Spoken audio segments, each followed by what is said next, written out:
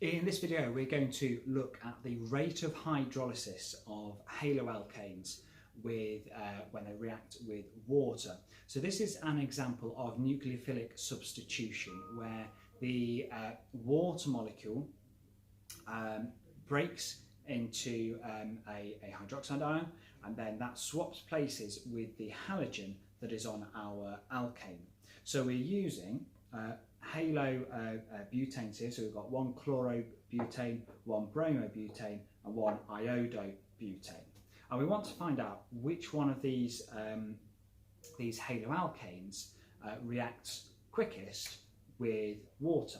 Okay, now in each of my test tubes I have put some ethanol, which is acting as a solvent for our haloalkane. So I put 2 centimetres cubed of ethanol, then I put 2 centimetres cubed of the haloalkane. Okay, and all we need to do to react this with water would be to just add water.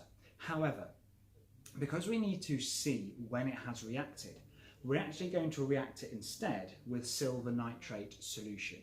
So there's 2 steps to what we're going to see here. Because the silver nitrate solution also contains water, our haloalkane will react with the water in the silver nitrate solution. That will release a halide ion. So the chlorobutane will release a chloride ion. And that then starts off a secondary reaction. So once those chloride ions are made, it will react with the silver nitrate to make silver chloride, which will be a precipitate. So as we've done with our testing for ions practical, we can identify halide ions using silver nitrate, and we can tell if they are chloride, bromide or iodide ions.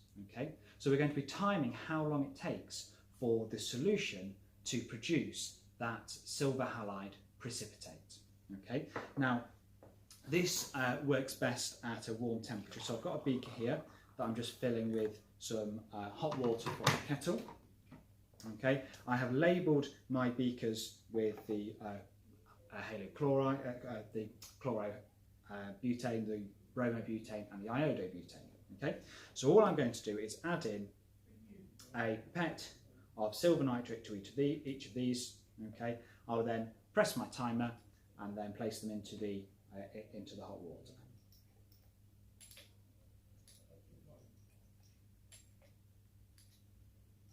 So I've added those in and then place them into hot water, and I'll bring these closer to the camera so we can see what's going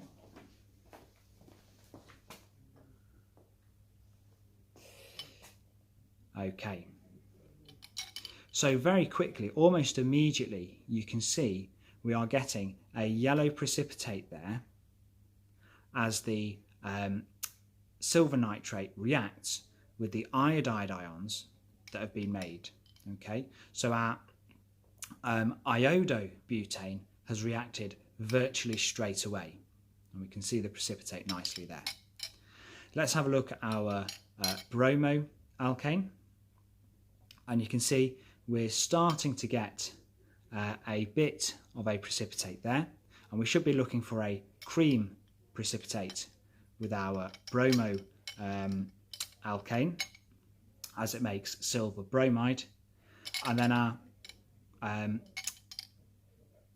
chlorobutane, you can see, is yet to react. So very quickly we've got an order of reactivity here. So the iodobutane reacted first, the bromobutane reacted second, and the chlorobutane is still yet to react.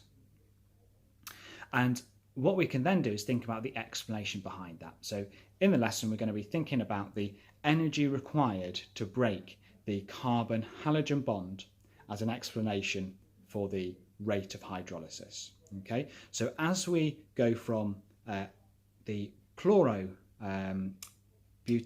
to the iodobutane, the rate of hydrolysis is increasing.